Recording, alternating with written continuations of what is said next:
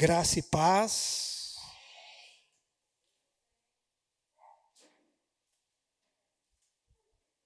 Quem está feliz, diga amém. Espero. Por que Deus não diz que busca adoração, mas busca adoradores? Porque quando Deus encontra os adoradores, Ele encontra adoração. Porque Deus vai dizer na sua palavra que certa vez o povo o honrava com os lábios, mas o seu coração estava longe dele e em vão o adoravam. Deus pode encontrar uma forma de adoração, mas que não tenha o adorador envolvido nela. Mas quando Deus encontra o verdadeiro adorador, Ele também encontra a sua adoração. Amém? Quantos estão com expectativas para esse ano? Sei não, hein? Sei não, irmão, sei não. Abra sua Bíblia comigo, querido, em Atos dos Apóstolos, no capítulo 13. Atos 13.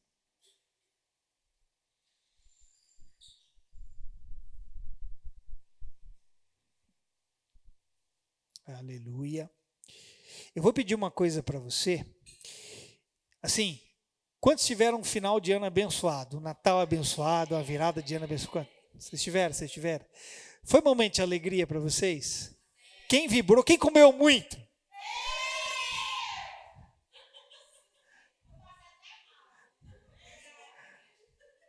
Ali vem já é com os detalhes, né?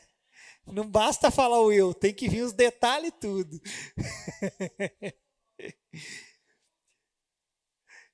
Por que eu te perguntei como é que foi o seu final de ano? Porque assim, ó, no Natal eu sei que você se alegrou, que você contou piada, que você riu.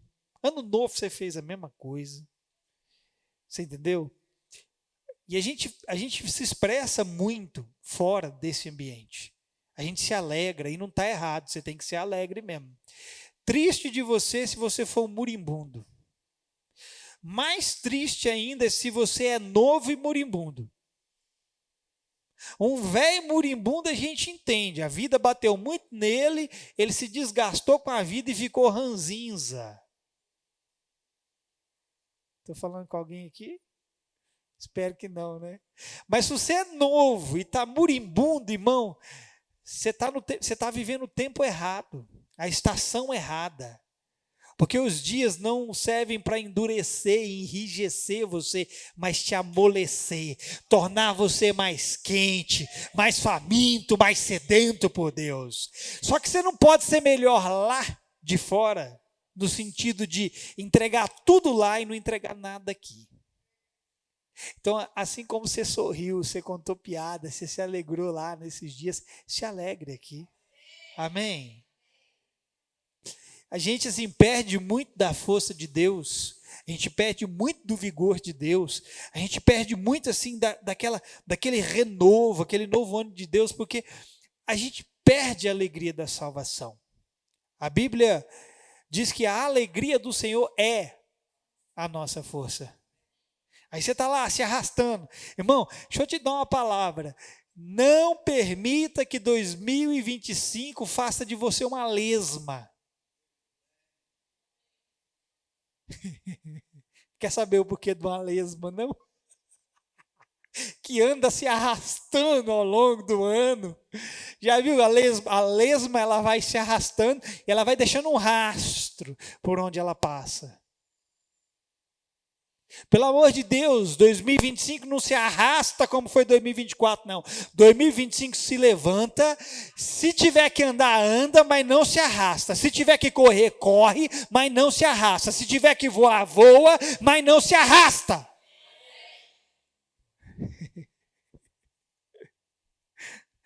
assim, infelizmente alguns já começam 2025 assim, para lá de Bagdá, né, irmão?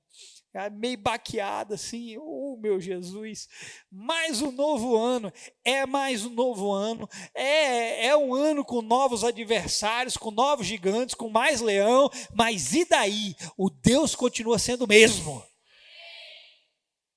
Então você vai vibrar ao decorrer dessa palavra, você vai ter uma atitude que demonstra que você não só está ouvindo, mas que você está entendendo, recebendo e agindo em conformidade com aquilo que você está ouvindo. Faça um teste depois. Isso é comprovado na ciência, tá? Quando você reage, quando você se expressa, algo dentro de você acontece. Se você fica morto aí internamente, tudo se reflete pelo lado de fora. Mas se por dentro você encontra uma razão, e eu quero te dar uma palavra, você não tem uma razão, você tem a razão para poder se mexer, para poder se mover, para poder se alegrar, para soltar um glória a Deus, para soltar um aleluia, para vibrar na presença do Senhor. Hoje eu estou sentindo que eu estou a ponto de bala.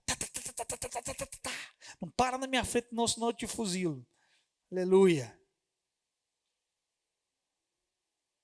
Quem achou Atos 13? Só um versículo. Verso número 36.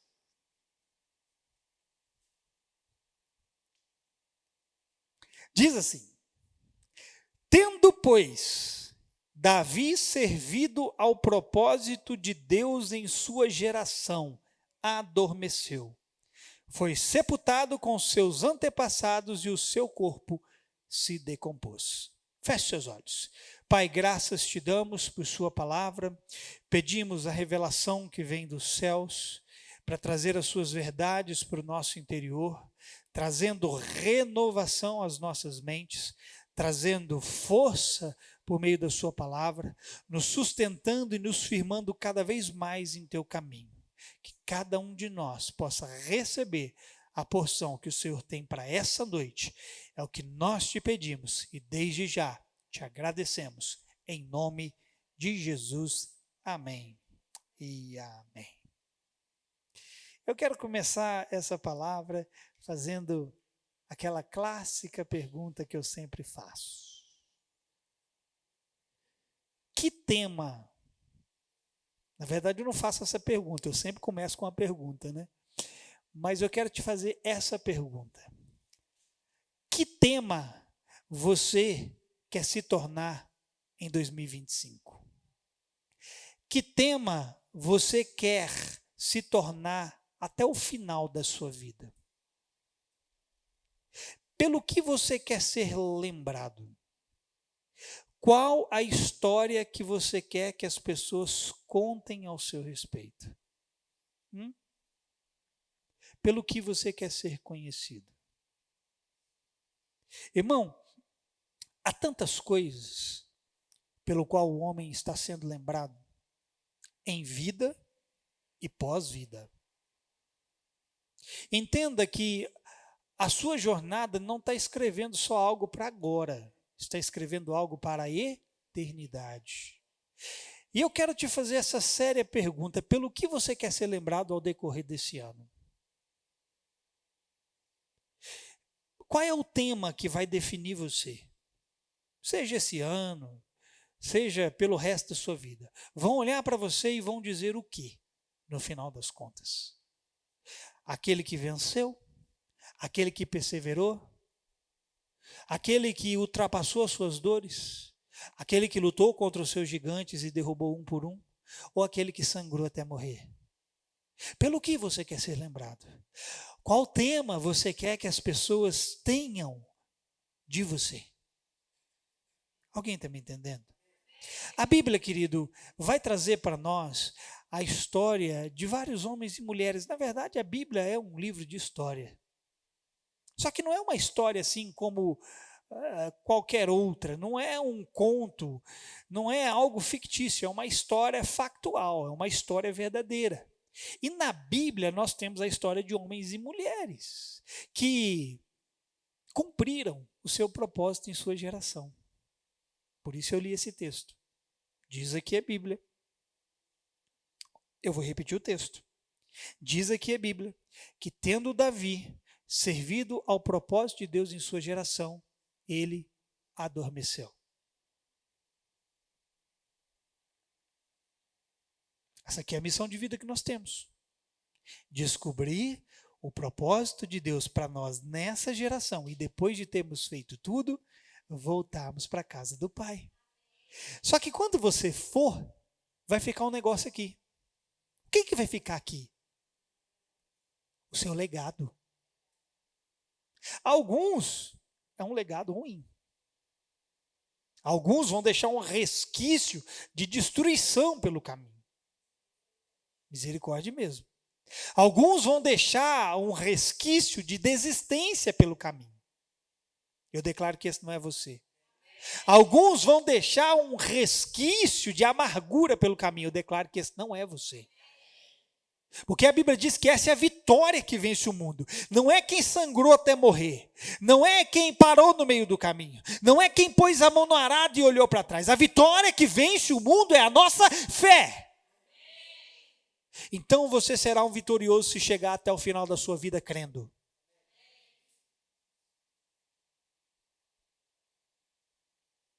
Só que, amado, a Bíblia, ela não vai dizer somente a respeito daqueles que cumpriram o seu propósito em sua geração. Ela também vai trazer para nós aqueles que fracassaram no cumprimento da sua missão.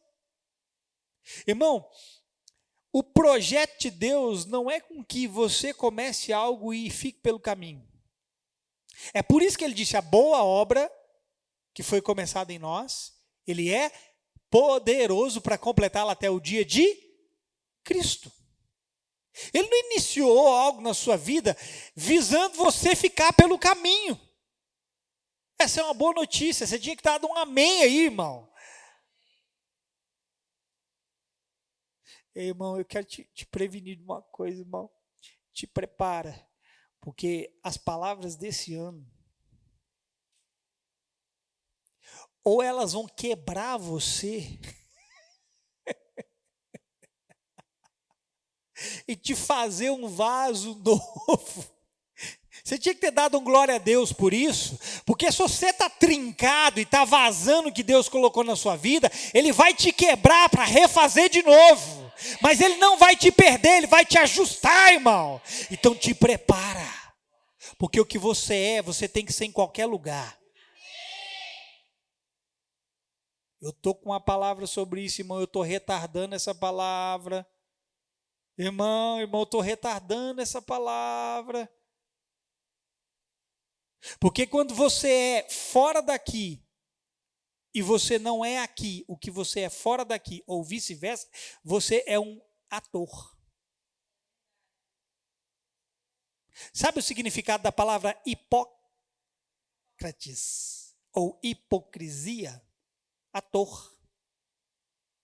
Você é espiritual lá ou em qualquer outro lugar e chega aqui, você é um... Não existe isso não, irmão.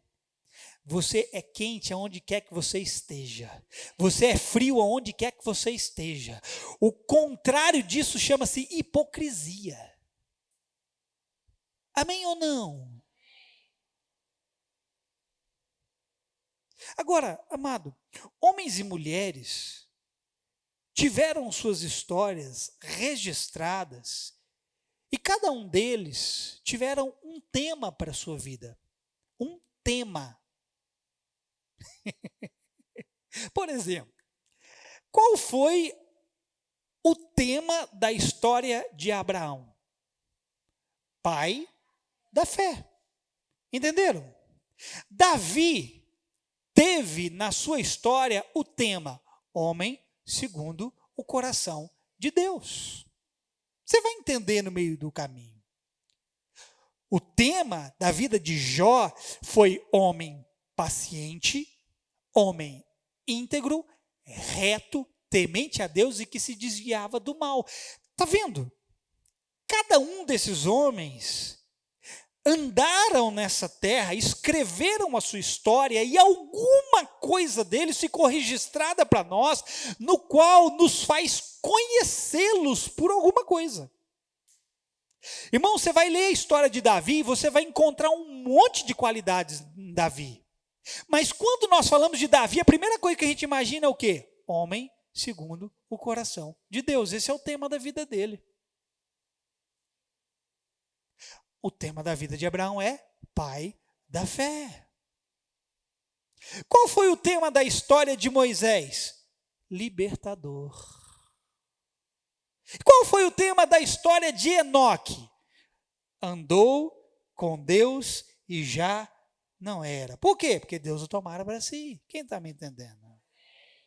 O tema da história de João Batista foi preparador do caminho, voz do que clama no deserto. Todos esses homens trilharam por um caminho, fizeram a sua história e tiveram uma conclusão com êxito. E temos aqui um tema que os define muito bem. Só que a Bíblia não traz só a história desses homens. Qual foi o tema da história de Saul? Desobediente. Qual foi o tema da história de Caim? Assassino. Qual foi o tema da história de Satanás? Rebelião. Irmão, ninguém nessa terra vai passar sem deixar algo escrito. Entenda, a sua vida está deixando rastro por onde você passa. A sua vida está deixando lastro por onde você passa. Você está escrevendo não só uma história para você, você está escrevendo uma história que os outros podem ler ao seu respeito. Diz a Bíblia que nós somos a carta viva de Deus, escrito não com tinta, mas pelo Espírito Santo.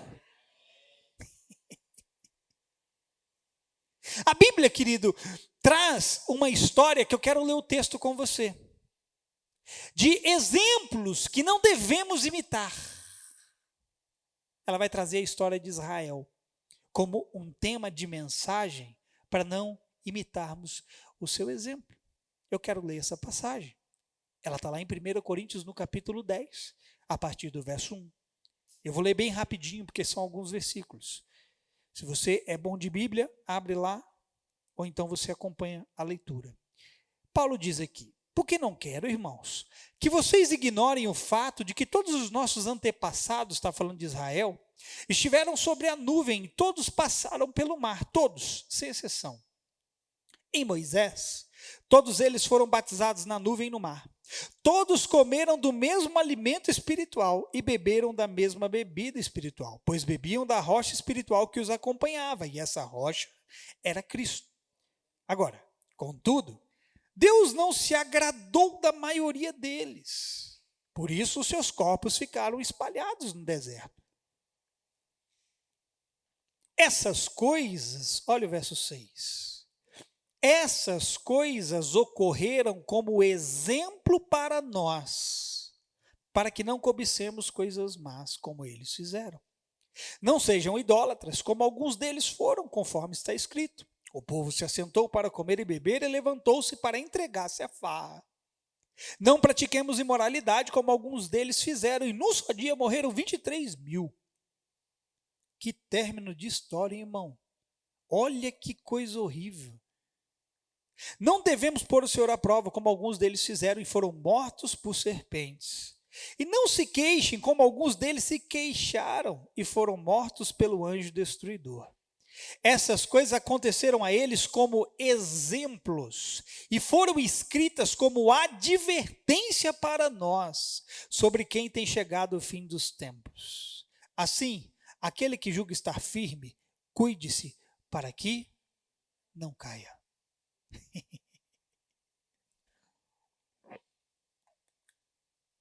Aqui, Paulo está dizendo que a nação de Israel se tornou, em algum momento da sua existência, um exemplo a não ser seguido. Veja, irmão, Deus escolheu um povo, para que por meio desse povo toda a terra fosse abençoada e o seu nome fosse proclamado entre as nações. Mas esse povo a quem Deus escolheu, por várias razões e por muitos motivos, escolheram não seguir o Senhor fielmente como Deus esperava. E então, no decorrer da jornada, eles experienciaram muitas coisas negativas e que desagradaram o coração de Deus.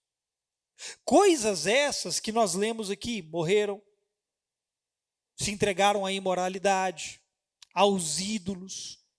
E o texto diz para nós não seguirmos o exemplo deles.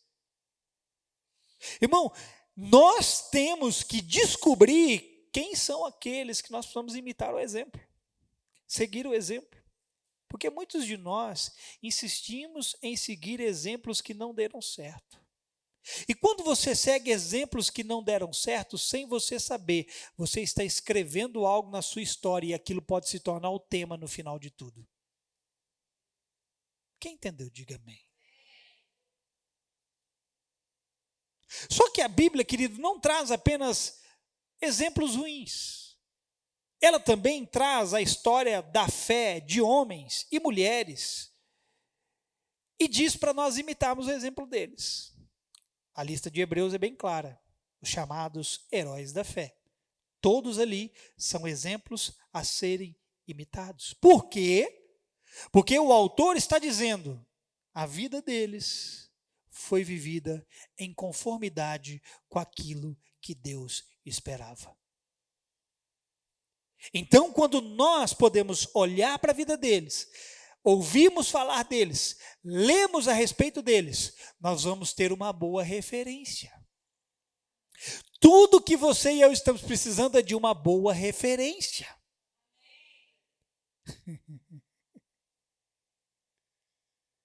Certamente, irmão, você já ouviu muitas palavras cuja parte do conteúdo ilustrava a história de alguém. Às vezes eu posso estar ensinando para você aqui alguma doutrina, algum fundamento.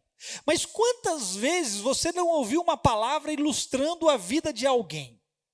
Essa palavra mesmo agora é uma palavra que está ilustrando a vida de homens e mulheres.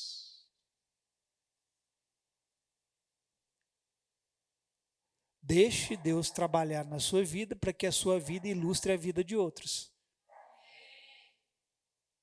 Para que quando olharem para você, olhem para você como um exemplo a ser imitado. Quando olharem para você, olhem para você como alguém que eles podem contar. Né? Irmão, você tem que ser muito louco para ver algo errado na vida de uma pessoa e querer seguir ela por aquele caminho. Só se você for muito maluco. Por quê? Porque aquela pessoa está escrevendo na história da sua vida, nas linhas da sua vida, o que Deus não planejou para ela. Aquilo que não faz parte do seu propósito. Por isso você tem que descobrir qual é o seu propósito. Para que você possa viver nos dias que te resta e depois, quando terminar, Deus possa dizer ao seu respeito, assim como nós lemos aqui a respeito de Davi, cumpriu o seu propósito nos seus dias de vida e adormeceu. Porque, irmão, se Jesus não voltar daqui 50 anos, 100 anos, praticamente todos nós vamos ter adormecido.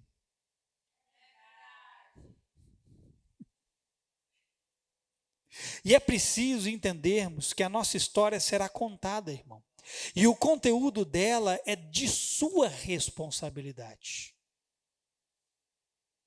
É por isso que não adianta, irmão, não adianta. Irmão, está na hora de nós parar de ficar falando, é o fulano, é o ciclano, é não sei quem, a culpa é dele, a culpa é dela, é por esse motivo, é por aquele motivo. Deixa eu te dizer uma coisa, Deus deu a vida para você, a vida é sua. Você não gosta de falar assim, ninguém tem nada a ver com a minha vida, ninguém paga minhas contas, mas na hora de colocar a responsabilidade nos outros, você quer colocar em todo mundo. Não, se é para dizer que a vida é sua, que é você que cuida dela, então assuma a responsabilidade por ela. Porque, irmão, a história da sua vida é você o responsável. E eu te pergunto, o que que você deseja que contem ao seu respeito? Irmão, eu quero que as pessoas olhem para mim e não vejam uma aparência de piedade. Eu quero que as pessoas olhem para mim e não vejam assim uma máscara, uma capa, sabe? Um negócio meio esquisito, meio assim, ilegível. Nós estamos caminhando, ou precisamos caminhar para um lugar de transparência, onde a verdade, ela não se manifesta só por fora, ela é por dentro também. Porque Deus ama a verdade no íntimo. Mas veja, pelo que eu quero ser lembrado, pelo que eu quero que as pessoas falem de mim. Irmão, falam tanto de mim, falam muito de você? Fala não, né? Você deve ficar enclausurado lá na sua casa, você não vê a cara de ninguém, você não tem problema com ninguém, ninguém tem inveja de você, ninguém tem ciúme de você, ninguém gosta de você, né? Tá todo mundo sorrindo para você, é só de mim que as pessoas falam. Que ditado, quer falar, fala. Fala bem, fala mal, o importante é que fale de mim? Não, não, não, irmão. Não, não, não. Se você tiver que sofrer, sofra fazendo o bem. Sofra porque você está no caminho certo, fazendo a coisa certa, vivendo o seu propósito. As pessoas acham ruim das outras falar mal dela. Se você está andando torto, no caminho errado, se você é aquele crente... Raimundo. Ficou tão clichê, né, irmão? Raimundo, pé na igreja, todo mundo. Estão falando mal de mim? Claro! Mas como é que não vai falar mal de você, criatura? Porque estão olhando para o outro do lado ali que não tem Deus, estão olhando para você e estão vendo a mesma coisa. Aí você acha ruim. Estão falando de mim. Se você não quer que os outros falem de você, viva direito. Porque, irmão, vão falar mal de qualquer jeito, mas ao falarem mal, fale mal porque você está andando na verdade. Agora mesmo, irmão, as pessoas estão contando algo ao seu respeito agora.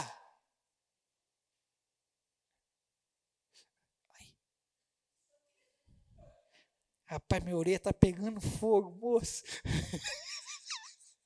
Já viu aquele negócio? Minha orelha está pegando fogo, estão falando mal de mim. Agora mesmo, tem alguém falando de você, irmão. E será que o que estão contando deveria nos incomodar ou nos alegrar? Eu vou repetir. Estão falando de você. E o que estão falando de você é motivo para você se incomodar ou para você se alegrar? Deveria ser motivo para você se incomodar se o que estão falando é por causa do seu mau procedimento. E deveria ser motivo para você se alegrar se estão falando porque você está seguindo a Cristo e não está satisfazendo o desejo dos homens. Não nos falta exemplos do que imitar ou não imitar. Tudo o que imitamos está sendo registrado na nossa história. E entenda, nenhum de nós precisamos ficar reféns da história de outros. Tem gente presa na história de seus antepassados. Não é porque o fulano A, B, C, D, E, F, G, o alfabeto inteiro, está fazendo o que você tem que fazer. Encontre a referência que aponta para Cristo e siga isso. Imite isso. Tem gente que está imitando exemplos vindo de pai, de avô, de bisavô e por aí vai. Eles dizem assim, porque meu pai foi assim, meu avô foi assim, meu bisavô foi assim, eu sou assim também. Deixa eu te dizer, criatura, de jeito nenhum, você não precisa ser como eles, porque eles tiveram a história de vida deles, você tem a sua. Se eles fizeram errado, faça você certo.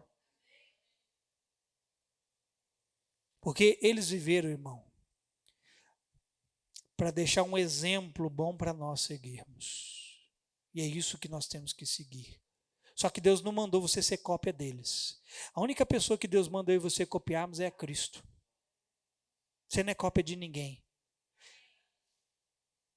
Os que vieram antes de você escreveram a história deles. Agora está na sua vez de escrever a sua história. Mas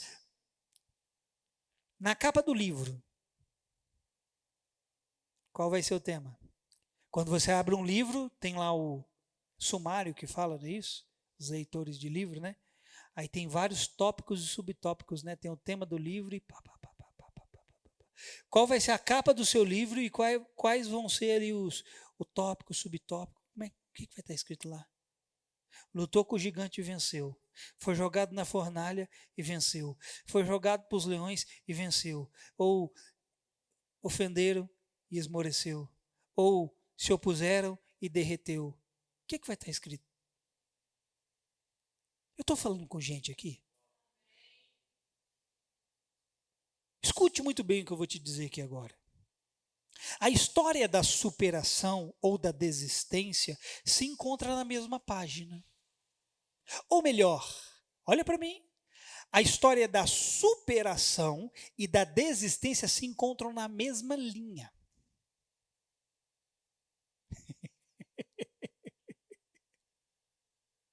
O que vai ficar registrado em cada linha é segundo a resposta que cada um de nós dá. Por exemplo, você pode passar uma situação difícil e ali naquele ponto da sua linha do tempo, você tem duas coisas que você pode escrever lá: desistência e superação. As duas coisas estão na mesma linha. Hã? Quantos de nós já não desistimos de tantas coisas quando poderíamos ter superado? Aí eu quero que você imagine lá, escrito assim, ó, vou colocar o meu nome. E o Leandro, naquele momento de dificuldade, lutou com o urso, com o leão. E aí, quando ele foi ser jogado na fornalha de fogo, ele arregou. E aí ele negou Jesus, ele soltou a mão do arado e voltou para trás. Ou pode estar escrito na mesma história. E o Leandro enfrentou o gigante, enfrentou o leão, e quando ele foi ser jogado na fornalha de fogo, ele continuou o mesmo, e ele enfrentou oposições, e ele não soltou a mão do arado. Tem crente aqui? Escute, amado. Você não está fadado ao caminho errado que outros tomaram, a não ser que você queira dar a mesma resposta que eles deram. A história do perdão e do ressentimento se encontram na mesma linha, assim como a história da doçura ou da amargura, do amor e do ódio, da fé e da incredulidade e de tantas outras coisas. Você vai chegar na eternidade, Deus vai abrir o seu livro. Não sei se isso é motivo para a gente ficar feliz ou triste. Deus vai abrir o seu livro e Ele vai contar a sua história, linha por linha, para você.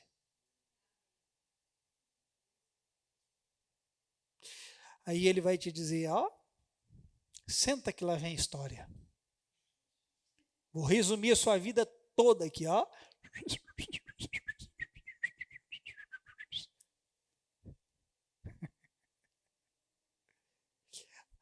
Pega isso aqui. Olha o quão tremendo é o que eu vou te dizer aqui agora. Não perde não, me dá sua atenção. Eu termino essa palavra até 9 horas, fique tranquilo. Ouça isso. Não é isso aí não. Escuta, olha para mim. Eu tô sem, irmão, anotável o que você vai ouvir agora. Heróis e vilões sempre tem a mesma história de fundo. Sempre tem a mesma história de fundo. Pergunta para mim, qual, pastor? Não vou responder, você não quer saber. Quer saber? A dor. Não. Você vai entender. Sabe qual é a diferença entre um herói e um vilão? É o que eles escolhem fazer com a dor. Não, escute, irmão. O vilão diz, o mundo me feriu e eu vou ferir de volta. O herói diz, o mundo me machucou e eu não vou deixar isso machucar mais ninguém. Não, você não entendeu não. O vilão, ele é feito pela dor. Machucaram ele, ele quer machucar o outro. O herói, ele sente a dor do machucado, mas ele diz: machucou a mim, mas não vai machucar mais ninguém. Heróis usam a dor, vilões são usados por ela. Você é o quê? Um herói ou um vilão? Você vai usar a sua dor para ajudar pessoas, ou você vai usar a sua dor para ferir pessoas? Porque os vilões, olha para mim, que muitas vezes estão dentro das igrejas, se chamam de irmãos, como diz Otávio, irmãos. Muitos vilões dentro da igreja usam a sua dor e trabalham em função da sua dor. Não, é a sua dor que trabalha em sua função. É a sua dor que pode fazer de você um herói, alguém que vai te ensinar a como superar e a como ajudar os outros a superarem. Eu disse que eu estou inspirado aqui nessa noite, irmão. Davi e tantos outros poderiam ter escolhido escrever a sua história de outras maneiras. Ele teve a oportunidade de apressar a sua ascensão ao trono, pegando um atalho e matando Saul. Vamos nos deter um pouco na história de Davi? Depois que ele foi ungido, levou-se 13 anos para ele subir ao trono de Israel. 13 anos. Davi teve 2 oportunidades para apressar a sua ascensão ao trono. Só que se ele tivesse feito isso, ele teria escrito num capítulo da sua história algo que Deus não gostaria que ele escrevesse. Não à toa a Bíblia chama Davi de homem segundo o coração de Deus. Eu vou ler já essa passagem que fala um pouco de Davi. Sabe o que Davi fez, irmão, nas oportunidades que ele teve para matar Saul e apressar a sua ascensão? Irmão, Davi nem sequer ousou pronunciar algo contra Saul que já havia sido rejeitado. Irmão, acredite, não faltou proposta para Davi matar Saul. Não, você tem que entender o que eu vou dizer aqui. Os próprios homens de Davi disseram para Davi, em nome de Deus, como se o Senhor estivesse favorecendo Davi. Davi, o Senhor entregou os seus inimigos na sua mão, falando a respeito de Saul. O Senhor entregou os seus inimigos na sua mão, agora é hora de você dar cabo deles. Se Davi fosse um inocente, ele teria ouvido aquela palavra daquelas pessoas que estavam ao lado dele e dito assim: Deus me deu a confirmação, vou matar Saul. Eu quero ler esse texto para você, que está em 1 Samuel, no capítulo 24, a partir do verso 4. Escute aqui, preste atenção. Olha o que os homens disseram a Davi. Eles disseram: este é o dia sobre o qual o Senhor lhe falou, Davi. Entreguei nas suas mãos o seu inimigo para que você faça com ele o que quiser. Então Davi foi com muito cuidado e cortou uma ponta do manto de Saul, sem que este percebesse. Mas Davi sentiu bater-lhe o coração de dor. Olha aqui, Davi não estendeu a mão para fazer mal para Saul. Ele cortou um pedaço do manto. Você sabe o que é isso, irmão? Ele cortou um pedaço do manto. E o simples fato de ter cortado um pedacinho do manto bateu doído e colocado no coração de Davi. Ele se arrependeu daquilo. Vamos continuar. E então disse Davi aos seus soldados: que o Senhor me livre de fazer tal coisa ao meu senhor, de erguer a mão contra ele, pois é ungido do Senhor. Com essas palavras, Davi repreendeu os soldados e não permitiu que atacassem Saul. E este saiu da caverna e seguiu seu caminho. Então Davi saiu da caverna e gritou para Saul: rei, meu senhor. Quando Saul olhou para trás, Davi inclinou-se rosto em terra e depois disse: por que o rei dá atenção aos que dizem que eu pretendo lhe fazer mal? Hoje o rei pode ver com os próprios olhos como o Senhor o entregou em minhas mãos na caverna.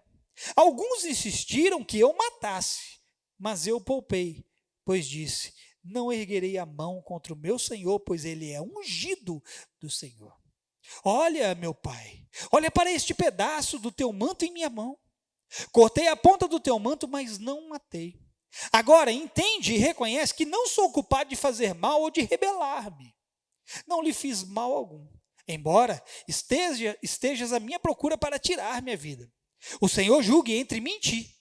Vingue ele os males que tens feitos contra mim, mas não levantarei a mão contra ti. Essa foi a primeira ocasião. A segunda ocasião está lá no capítulo 26, 2 capítulos à frente. Diz lá: Davi e Abissai entraram à noite no acampamento. Saul estava deitado, dormindo com a sua lança fincada no chão, perto da cabeça. Abner e os soldados estavam deitados à sua volta. Abissai disse a Davi: de novo, falaram uma vez, falaram a segunda vez. Hoje Deus entregou o seu inimigo nas suas mãos. Deixe-me agora cravar a lança nele até o chão com um só golpe, não precisarei de outro. Davi, contudo, disse a Abissai: não mate. Quem pode levantar a mão contra o ungido do Senhor e permanecer inocente? Juro pelo nome do Senhor, disse ele, o Senhor mesmo matará, ou chegará a sua hora e ele morrerá, ou ele irá para a batalha e perecerá. O Senhor me livre de levantar a mão contra o seu ungido. Agora vamos pegar a lança e o jarro com a água que estão perto da cabeça dele e vamos embora. Então Davi apanhou a lança e o jarro que estavam perto da cabeça de Saul e eles foram embora. Ninguém os viu, ninguém percebeu, ninguém acordou. Estavam todos dormindo, pois um sono pesado vindo do Senhor havia caído sobre eles.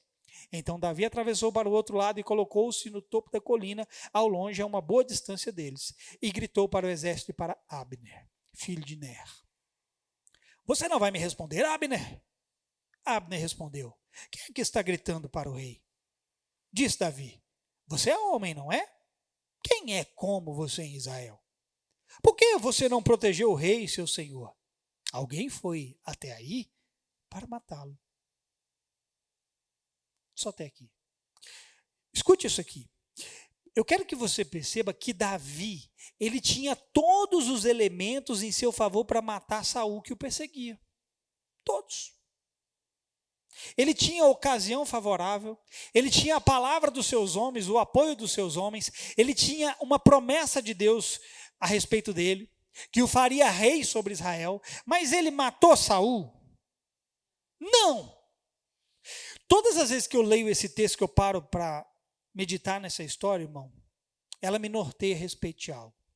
Porque por mais que Saul estivesse errado, Davi reconhecia aquele que um dia foi ungido por Deus e temia falar e estender a mão contra ele. E aqui eu vou fazer uma observação, porque eu preciso fazer essa observação. Davi temia matar o ungido do Senhor. Aquele que um dia foi ungido. Sequer Davi pronunciava algo contra Saul. Escute o que eu vou te dizer. Muitos de nós não tememos muitas coisas. E eu vou explicar o porquê.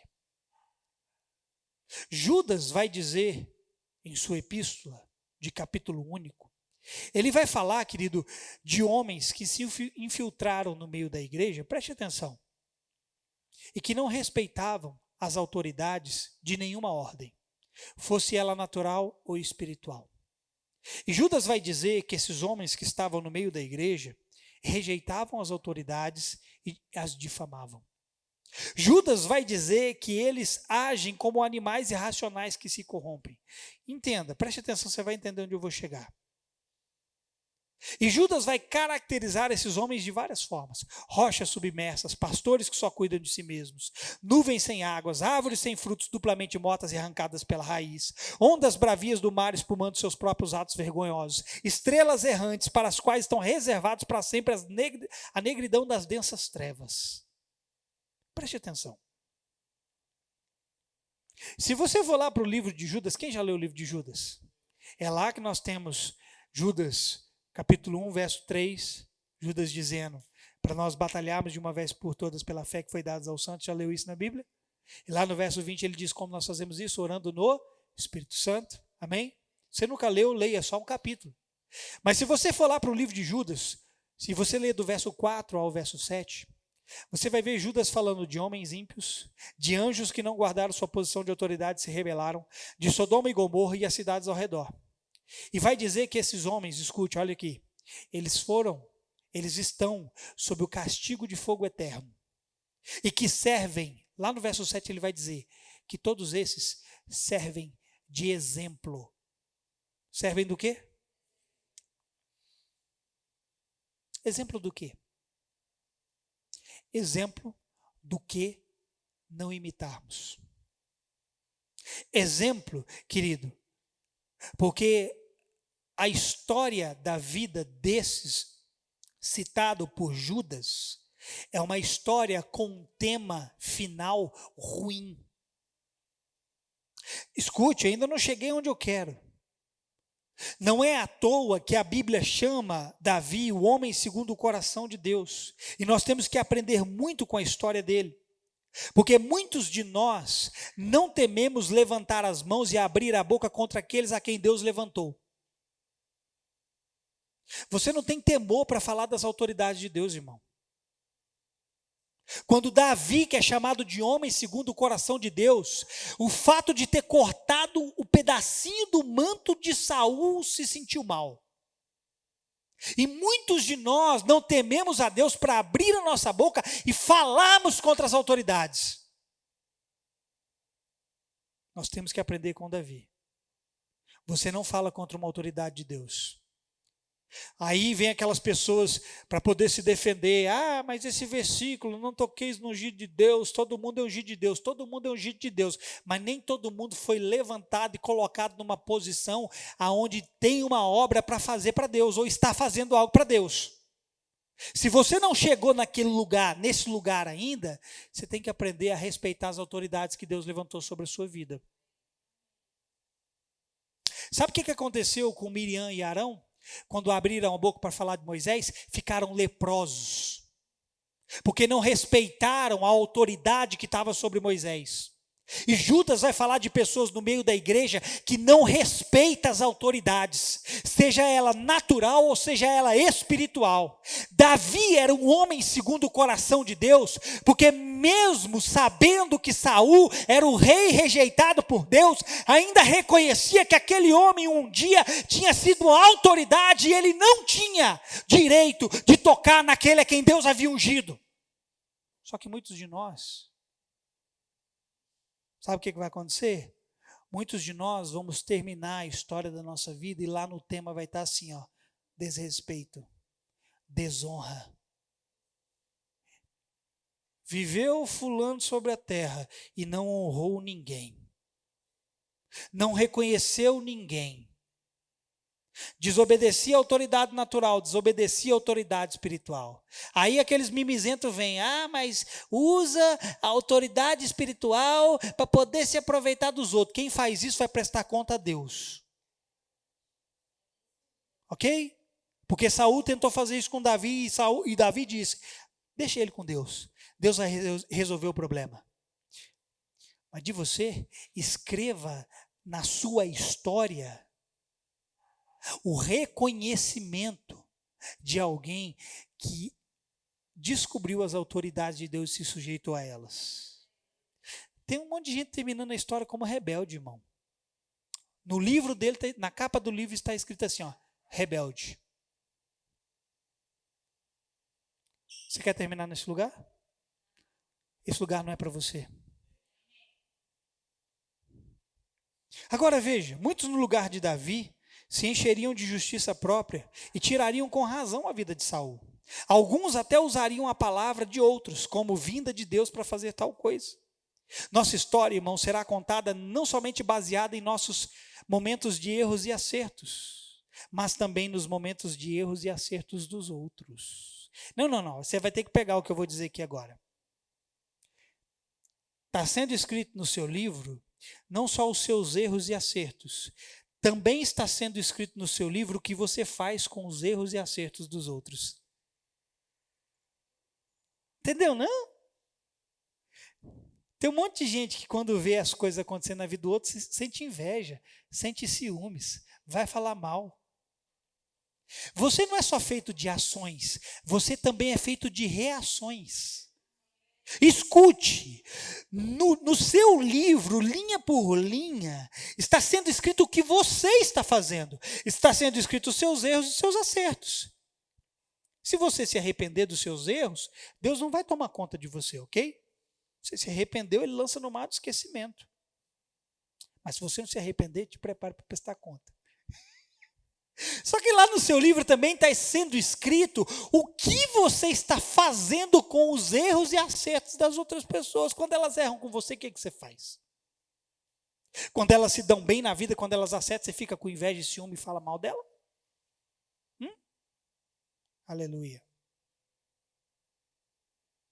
Eu reajo, irmão, quando alguém decide me prejudicar, me machucar, me caluniar, me difamar e por aí vai. O que realmente importa no final é o extrato do que eu escolhi fazer com tudo isso. Não está sendo contabilizado só o que você está fazendo de certo e errado, não. Está sendo também contabilizado a resposta que você está dando aos acertos e erros dos outros com você. Quem entendeu, diga amém. A vida errada de Saul foi a oportunidade para Davi escrever algo no livro da sua própria vida. Davi poderia olhar e dizer: Saul merece a morte por seus erros. Mas ele olhou e viu que é Deus quem faz justiça.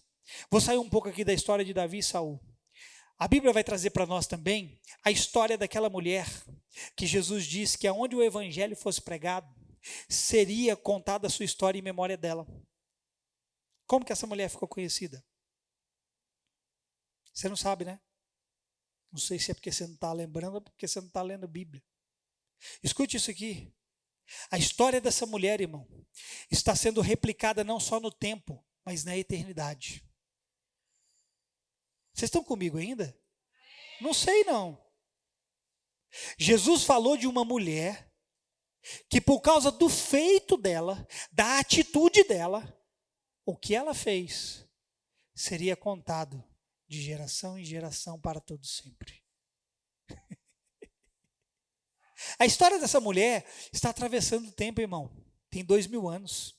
E vai continuar atravessando. E vai atravessar a eternidade. E vai continuar sendo contado na eternidade. Porque a atitude dela determinou o tema da vida dela. Você acabou de ouvir o que eu acabei de dizer? A atitude dela determinou o tema da vida dela.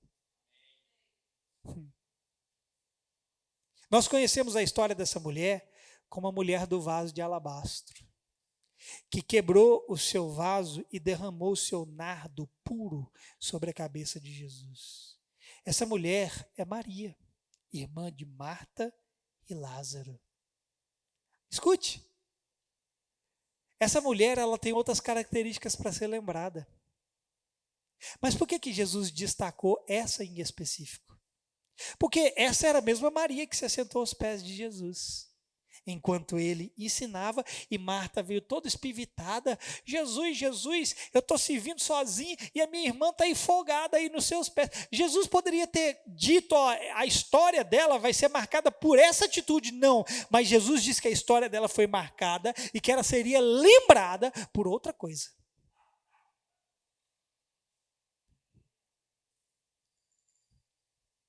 Nós não sabemos, mas talvez uma única atitude nossa determine o tema da nossa vida.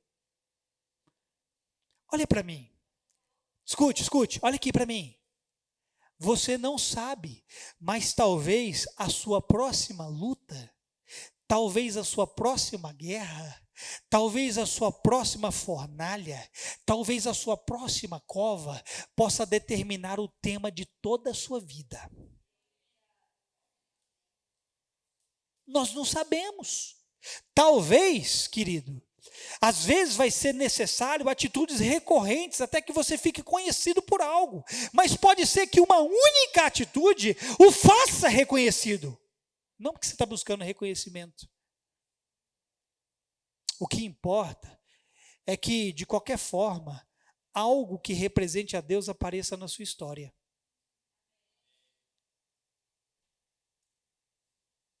Olha para a sua vida. Tem quanto tempo que você se converteu? Quem aqui tem mais de 10 anos convertido? Quem aqui tem uns 15 anos já que converteu? Irmão, acho que eu estou ficando velho. Rapaz, eu tenho 22 anos que eu me converti. 22. Eu não quero saber quantos anos de convertido você tem. Eu quero saber o que é que aconteceu do momento da sua conversão até agora. Eu só quero saber de uma coisa, olha para mim. Onde Deus se encontra na sua história? Onde Deus está? Do momento que você se converteu até agora. Deus apareceu em algum momento? Deus faz parte dela? Hã? Fracasso, irmão, é passar por essa vida sem Deus ter aparecido nela. Isso é fracasso. Em algum momento da sua linha do tempo, ele precisa ser real. E continuar lá até o fim de preferência, porque só assim o final será feliz e glorioso.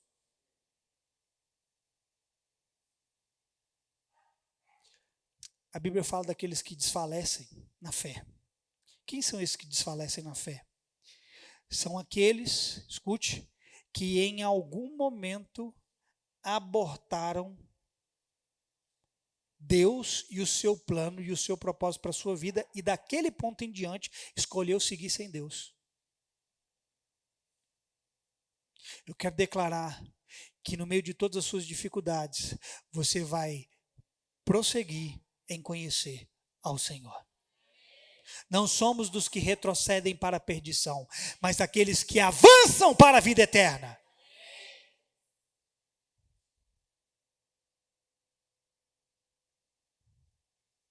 Conhecemos a história da mulher do fluxo de sangue, que venceu a multidão em sua opinião para tocar em Jesus e receber sua cura. Conhecemos a história de Raabe, a prostituta que escondeu os espias de Israel na tomada de Jericó. Conhecemos a história de Ruth, Esther, Débora e tantas outras. Olha para mim, olha para mim. Se você reparar agora, os últimos nomes eu só citei mulheres. Vou dar uma palavra para as mulheres. A figura da mulher é determinante na Bíblia. Você não é qualquer uma.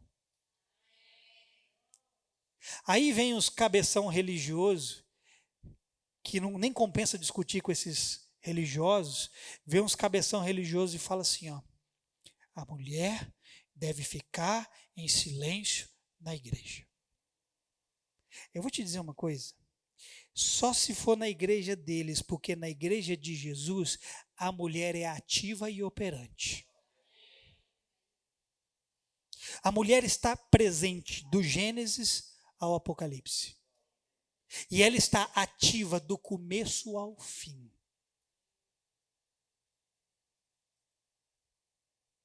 Então, vou te dar uma palavra, mulher. Nunca deixe o homem religioso te dizer que você não pode se manifestar na igreja. Você tem o seu lugar, querendo os homens ou não. Então, querido, de Gênesis a Apocalipse, só contém 2 tipos de histórias narradas. Eu estou terminando. Os vencedores e os derrotados. Você não vai encontrar um terceiro tipo de história na Bíblia, irmão. A Bíblia é o livro de história dos que venceram e dos que perderam. Daqueles que começaram bem e terminaram mal, e daqueles que começaram mal e terminaram bem. Já dizia a Bíblia que o importante não é o começo de algo, mas é o fim. Você pode até começar torto, capengando, mal. Deus quer saber se você vai terminar bem. Então deixe-me te dizer. Sua história será contada de um jeito ou de outro. Mas pelo que você quer ser lembrado? O que você quer que esteja registrado no seu livro? Quem já leu o livro de Crônicas e Reis aqui? Já leu? O livro de Crônicas e Reis conta a história de feitos e conquistas de Israel e seus respectivos reis. Olha que interessante como termina sendo narrado muitas histórias no livro de Reis. Vou ler 3 versículos rapidinho. 1 Reis 11:41 vai dizer isso aqui, ó. Os demais acontecimentos do reinado de Salomão, incluindo todos os seus feitos e sua sabedoria, agora olha isso aqui, estão registrados no livro dos Atos de Salomão. Como? Livros dos Atos de Salomão. Tudo que ele fez como rei está registrado no livro dos Atos. Tudo que você está fazendo está sendo registrado no livro. Quer mais? 1 Reis 14, 19. Os demais acontecimentos do reinado de Jeroboão, as guerras e o modo como governou, estão registrados no livro da história dos reis de Israel. 1 Reis 14, 29. Os demais acontecimentos do reinado de Roboão e tudo o que ele fez estão registrados no livro da história dos reis de Judá. Acredite se você quiser ou não, irmão. Tem um livro dos nossos atos e como nós lidamos com cada situação da vida. Eu não quero, irmão, terminar como alguém que morreu na amargura. Esse não é o fim de Deus para mim e não é para você. Eu quero cumprir o propósito de Deus em minha vida e em minha geração, e se assim for, então partir. Quem quer cumprir o propósito de Deus na sua geração? Eu não quero ser reconhecido, eu não quero que na capa do meu livro esteja lá escrito assim, ó, desilusões. E por dentro do livro está lá, capítulo 1, decepção. Capítulo 2, amargura. Capítulo 3, ressentimento. Capítulo 4, falta de perdão. Alguém está entendendo o que eu estou dizendo? Eu não quero ser reconhecido como alguém que morreu e não aprendeu a perdoar, que morreu e foi ganancioso, que alcançou o mundo inteiro, mas perdeu a sua alma. Se Deus, querido, agora eu vou falar algo de mim, tá? Se Deus não tivesse intervido em minha história, esse que vocês veem aqui hoje, belo, bonito, cheiroso, rico, eu não preciso que você diga amém para mim, eu digo amém. Mas escute, estou terminando. Se Deus não tivesse intervido na minha história, irmão, eu teria morrido como alguém que adulterou com a mulher de outro.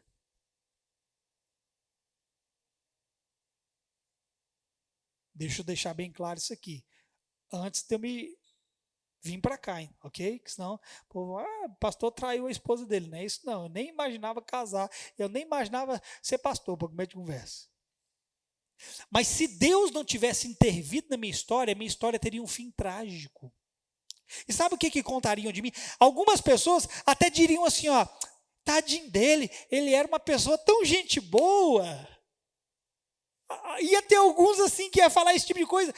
Mas isso de nada valeria, irmão, porque na eternidade a minha história estaria marcada por um fim trágico em Deus.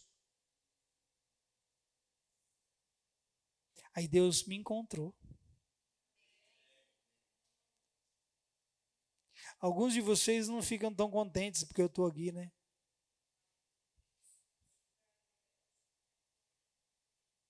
Você tinha que ficar um pouquinho mais contente. Não porque eu sou bom. Assim, eu estou 95% aperfeiçoado. Eu sou quase o 25º ancião. Estou chegando lá. 95% glorificado. Mas você tem que ser um pouquinho mais grato a Deus por aqueles a quem Ele confia você. Por aqueles a quem Ele te dá. Ele disse, eu vou te dar pastores segundo o meu coração. Então, ao invés de falar de mim, fale para mim. Ou fale bem por mim. Mas Deus me encontrou lá. Ele falou assim, rapaz, se eu não fizer alguma coisa para esse menino aí, ele vai chegar na eternidade no quinto dos infernos.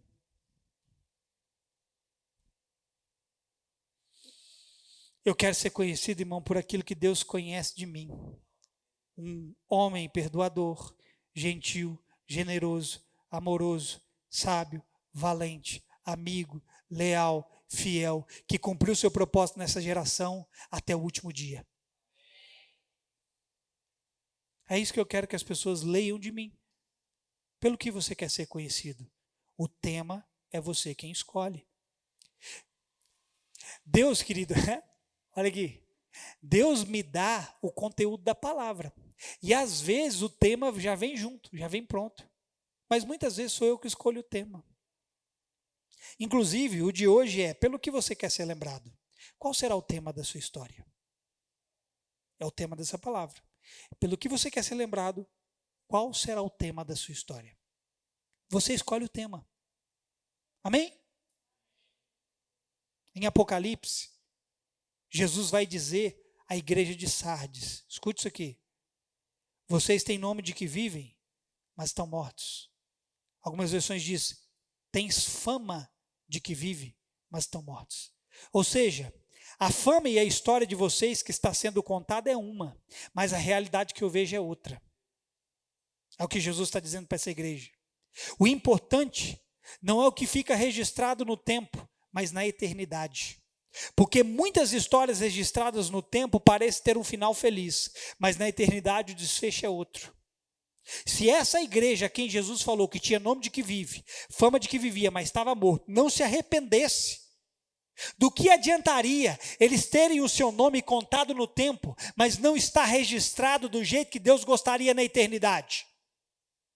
Você pode ter aparência de religioso, você pode parecer bonitinho e justo aos olhos dos outros, mas Deus conhece você por dentro, Deus sabe quem você é por dentro, Deus sabe o que você está escrevendo da sua história, e no final não vai contar a beleza exterior que apareceu para os outros, mas quem você se tornou em Deus.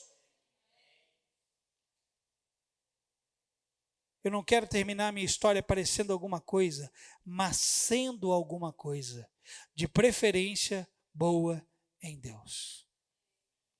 Então, querido, termine como alguém cuja história a ser contada possui um final que inspire a outros. Porque todos seremos lembrados por alguma coisa, a questão é pelo quê? Seremos lembrados não só no tempo, mas também na eternidade. E eu finalizo. Seja lembrado por um monte de coisas. E para você ser lembrado por um monte de coisas, tudo depende se você vai viver como tal para que isso aconteça. Terminei. Quero ser lembrado como sendo um cara próspero. Mas para eu chegar lá vai depender de como eu vou viver. Eu quero ser lembrado por um cara que amou. Amou acima das dores. Amou acima das ofensas. Amou acima de todas as dificuldades. Mas para eu ser lembrado dessa forma, eu preciso viver como tal. Pelo que você quer ser lembrado? Duas caras? Religioso? Aparência de que vive, mas está morto? Quero te dar uma palavra. O final da sua história, que foi escrita por Deus, é de glória. Então põe um sorriso no seu rosto, porque Ele espera. A Bíblia diz assim que a glória que é em nós há de ser revelada. Ela não pode ser comparada a nada. O que eu e você, irmão, vivamos até aqui, damos graças a Deus por isso, mas o que eu e você vivemos até aqui é refúgio. É muito pouco. Eu tenho ciência. Deus me chamou para ser pastor de muitos. Eu não vou parar em você. Você tinha que dar um amém assim, bem pela fé mesmo. Eu não vou parar em você. Você não vai parar em ninguém. Sua esposa não vai te parar. Seu esposo não vai te parar. Continue casado, não separe. Seu irmão não vai te parar. O Lula não vai te parar.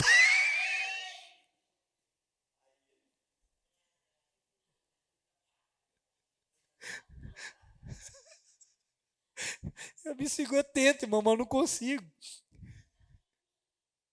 Nada vai te parar, porque se Deus é por nós, quem será contra nós? Quem recebe essa palavra, fica de pé.